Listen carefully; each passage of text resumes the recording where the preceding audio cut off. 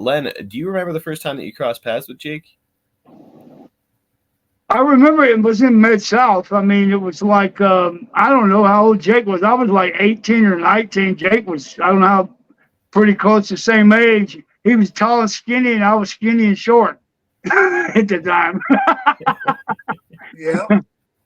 But, I mean, brother, I have to say, I mean, Jake was like a night off in the ring. He's in that, he was in that great worker. And that, it's like when every time I had Jake, we could be a ribbon and have a hell of a match. You know what I mean? He's like, you're like Murdoch. You just got out there and have you laughing your ass off and have a hell of a match at the same time.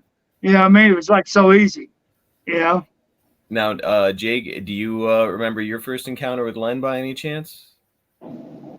I thought he was bringing us sandwiches. No shit. Carrying the ring jackets, really. Yeah, when I went in, see, my first territory was Amarillo. I went for the Punks, right? And Nick Kozak was a referee here in Houston, and the guy that trained me, they were buddies. And so he talked to Jerry Kozak, which is running towns, spot shows and stuff for the Punks, right? And it got me booked. First day on TV, I got fired. They said, you're too small. You'll never make it in this business. You're too late. Like, look at all these guys. You got Abdullah, Sweet Hansen, Cyclone Negro, all these huge guys in the dressing room. I was about 178, 5'10". And so then I wrote a letter to Dory. I got fired. They give me 2 weeks to referee and wrestle a little bit. I wrote a letter to Dory Funk Jr. I guess he felt sorry for me. He called Watts and he got me booked to Mid-South 2 weeks later.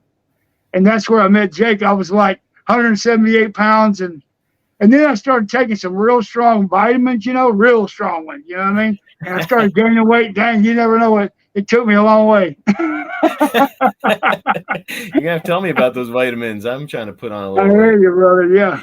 Yeah, I'll tell you what. It's the truth. I was over there, and, Watson worked here every day, twice on Sunday, And so it was about probably 8 months before I got a chance to come back to Houston, home to visit my folks. And I came back. It's no kidding. I got back home a day early than I told them. And I walked in. It's about 2 o'clock. Before 3 o'clock, my mom was cooking supper for my dad to come in from work. He was gone. I walked in. She's in the kitchen. She looked up and seen me. She took off running for the back door.